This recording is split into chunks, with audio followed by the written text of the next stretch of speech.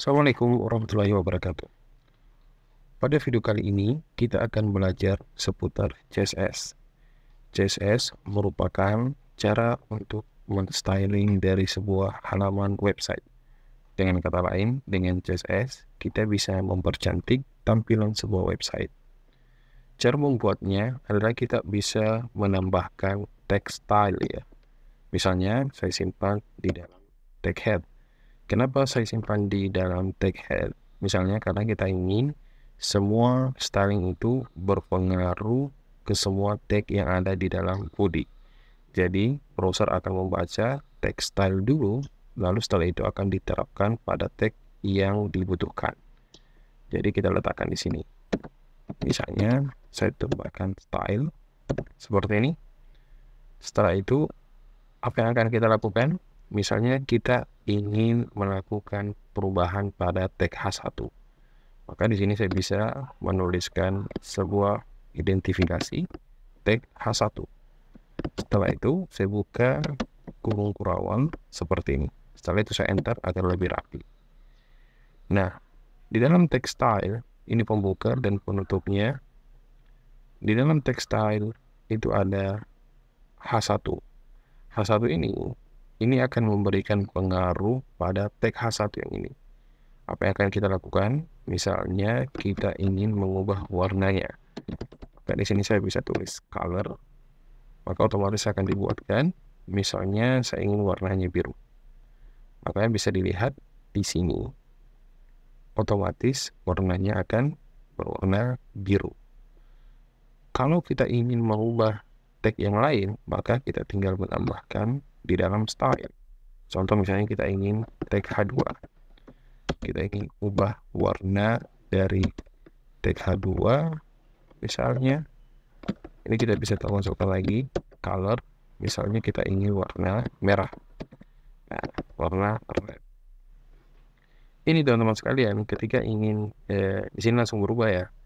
Misalnya kita ingin warna custom, itu kita bisa dekatkan kursornya dan memilih warna yang diinginkan. Atau kita bisa memasukkan hexacolor. Misalnya kita punya warna, misalnya warna apa ya? Misalnya 23 FG. Maka di sini akan diperlihatkan jika memang hexacolornya ada. Misalnya saya pilih 230 ya.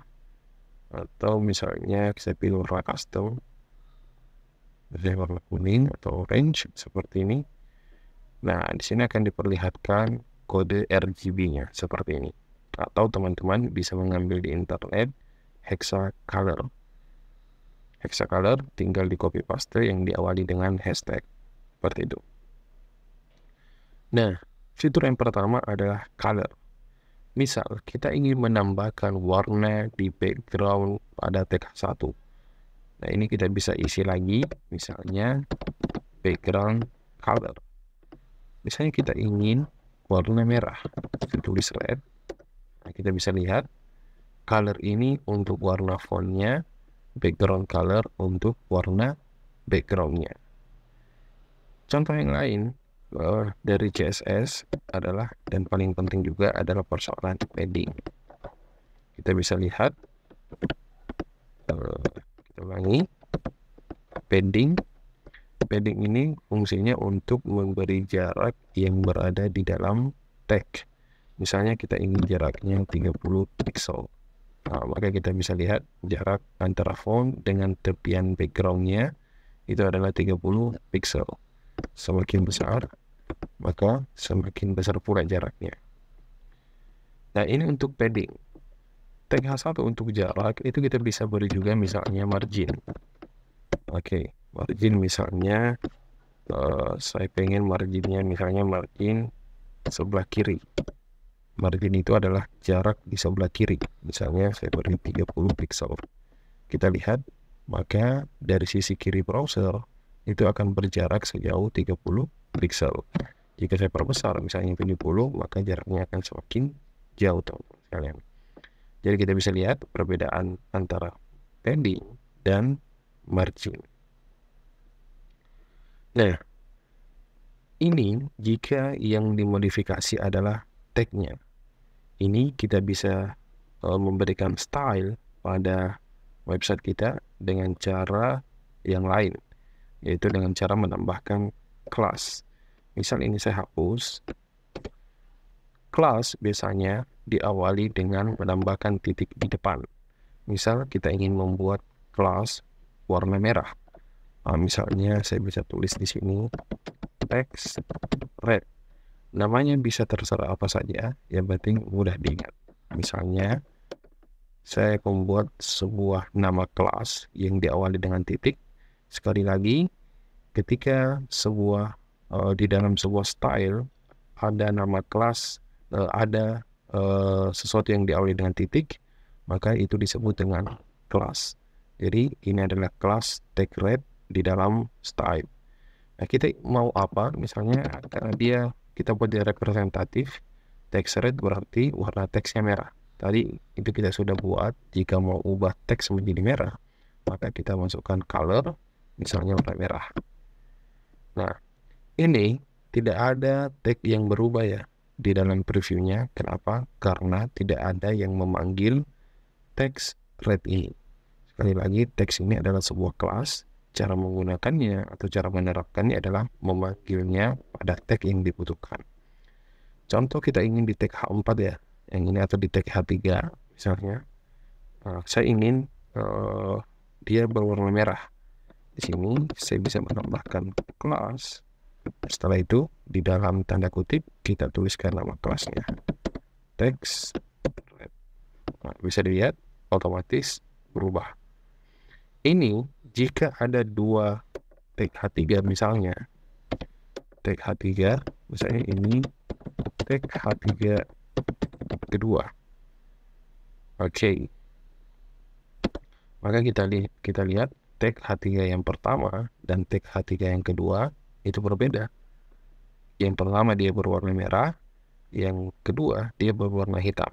Kenapa tag H3 yang kedua tidak berwarna hitam? Karena kita atur dia secara default tidak memiliki warna selain warna default.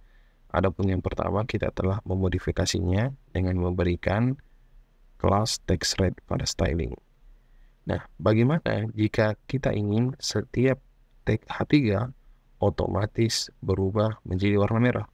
Berarti kita bisa tidak menggunakan kelas ya, akan tetapi langsung nama headnya kita pakai. Misalnya tidak memakai titik lagi, kita langsung tulis H3. Nah, kalau seperti ini artinya adalah buat setiap tag H3 atau kalau ada tag H3 maka jadikan warnanya berwarna merah. Nah, saya pribadi itu terkadang lebih cenderung menggunakan kelas ya. Kenapa? Karena di beberapa halaman belum tentu kita ingin style yang sama. Makanya saya pribadi lebih cenderung menggunakan kelas.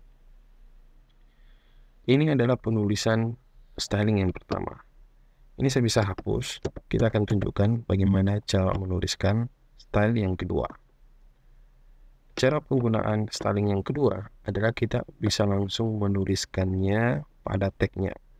Misalnya di tag H3, saya ingin modifikasi dia berwarna merah. Saya bisa langsung tuliskan style. Setelah itu misalnya karena saya ingin saya pengen warnanya misalnya red, maka kita bisa lihat kita bisa menuliskan style itu langsung pada baris tagnya, maka otomatis akan berubah dan biasanya dia akan diakhiri dengan titik koma. Jika kita ingin menambahkan teks yang lain atau styling yang lain, misalnya kita ingin memberikan background, kita tinggal menambahkan kode CSS-nya. Misalnya background color, kita ingin warna biru ya. Nah, kita ingin warna biru, saya tulis hanya biru. Nah, bisa dilihat. Cuman yang menjadi repotnya di sini kita menulis kode lebih panjang, terutama jika style ini akan digunakan berulang-ulang. Maka di sini saya lebih cenderung menggunakan. Inilah alasan kenapa saya pribadi lebih cenderung menggunakan kelas. Nah, ini cara yang kedua.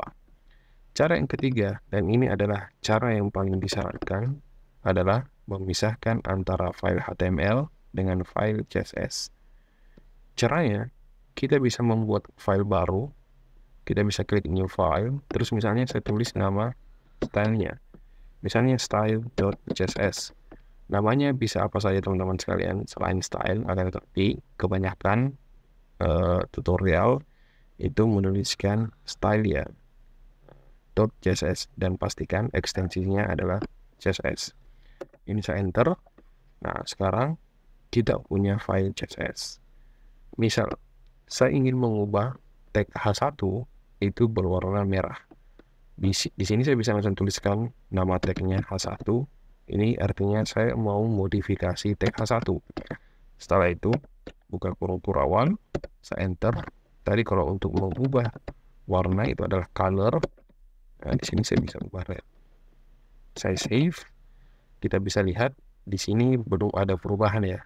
Kenapa tidak langsung berubah seperti tadi? Karena file style CSS ini belum kita hubungkan dengan HTML. Nah, jadi kita perlu hubungkan. Caranya cukup mudah. Di dalam tag head itu kita masukkan tag link. Di sini kita sudah disediakan oleh Visual Studio Code ekstensinya. Itu kita pilih link CSS. Maka otomatis dihubungkan dengan file CSS-nya. Nah, ini kalau nama CSS-nya bukan style, maka diubah sesuai dengan namanya. Karena ini kebetulan sama, maka otomatis langsung berubah. Nah, jadi misalnya kalau saya mau ubah jadi blue atau biru, saya tinggal ubah, maka otomatis seperti ini. Nah, ini cara seperti ini kalau kita ingin semua tag H1-nya adalah berwarna biru.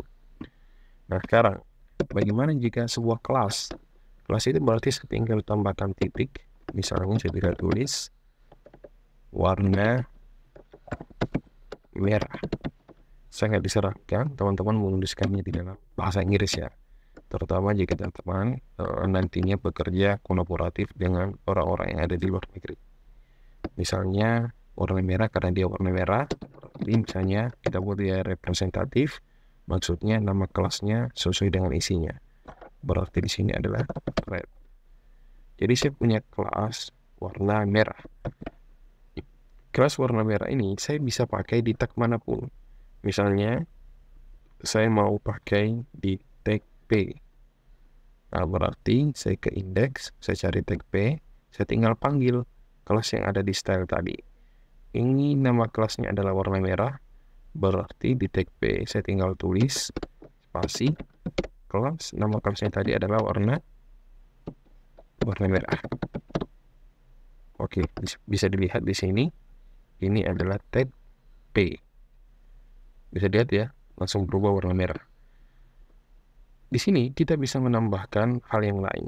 Contoh, ketebalan garis. Kita bisa pilih font size. Font weight ya, maksudnya ketebalan.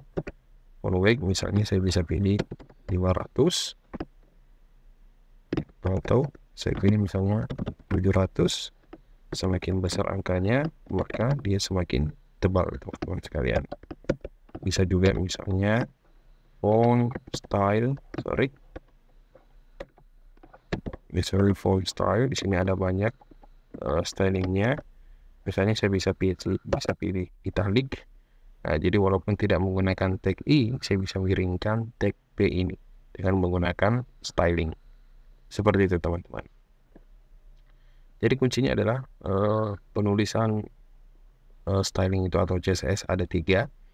Yang pertama tadi itu menambahkan file, bukan file ya, akan tetapi tag style di dalam head misalnya.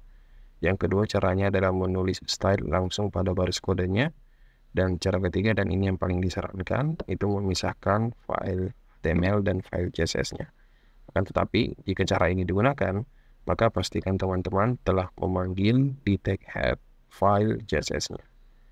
Demikian untuk video ini. Sampai jumpa di video berikutnya. Assalamualaikum warahmatullahi wabarakatuh.